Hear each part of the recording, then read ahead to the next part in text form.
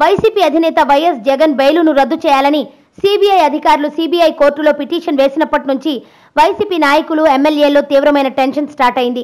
వీరంతా జగన్ విషయంలో history repeat అవుతుందన్న సందేహాలు వ్యక్తం చేస్తున్నారు. వైఎస్ జగన్ కు నాడు కాంగ్రెస్, నేడు బీజేపీ జాతీయ పార్టీలు చుక్కలు చూపుతున్నాయా అంటే అవుననే అంటున్నారు వైసీపీ నేతలు. ఇదే అంశంపై ఏపీ అసెంబ్లీలో పార్టీ ఎమ్మెల్యేల మధ్య పెద్ద చర్చ జరిగింది. బీజేపీలో వైసీపీ విలీనం అంటూ వార్తలు వచ్చిన కొద్ది రోజుల్లోనే బెయిల్ రద్దు తెర మీదకి రావడంతో బీజేపీ వైసీపీ మధ్య అంతర్గతంగా ఏదో జరుగుతుందనే చర్చ పార్టీలోనే జోరుగా జరుగుతోంది. ఇదంతా బీజేపీ జగన్ను తమ కంట్రోల్లోకి తెచ్చుకునేందుకు చేస్తున్న ఎత్తుగడగా కొందరు వైసీపీ ఎమ్మెల్యేలు అనుమానిస్తున్నారు. ఇప్పటి వరకు నోరు మెదపని సిబిఐ ఇప్పుడు హఠాత్తుగా సాక్షులను తారుమారు చేస్తున్నారని పిటిషన్ దాఖలు చేయడం చూస్తే జగన్ నాడు కాంగ్రెస్ ఎలా ఇబ్బంది పెట్టిందో ఇప్పుడు బీజేపీ అలాగే జగన్కు ముక్కుతాడు వేయడంతో పాటు తమ దారికి తెచ్చుకునేందుకు గేమ్ ఆడుతోందని వైసీపీ నాయకులు అనుమానిస్తున్నారు.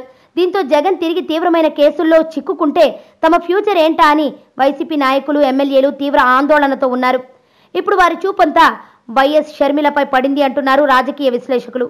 గతంలో సైతం జగన్ జైల్లో ఉన్నప్పుడు ఓదార్పు పేరుతో రాష్ట్రం మొత్తం పర్యటించింది షర్మిల.